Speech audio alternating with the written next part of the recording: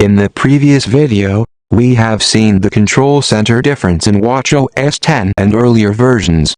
To open the control center on WatchOS 10 and later, press the side button of your Apple Watch. And for earlier versions of WatchOS, swipe up from the bottom edge to access the control center on your Apple Watch.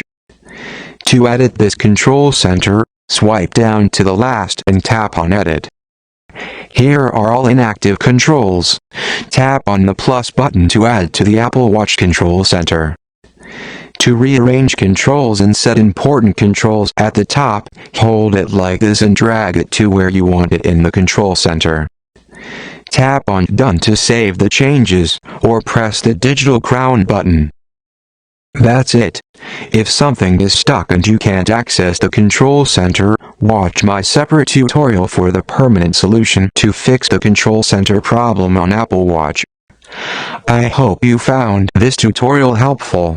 Don't forget to like, share, and subscribe for new free tech guide video updates.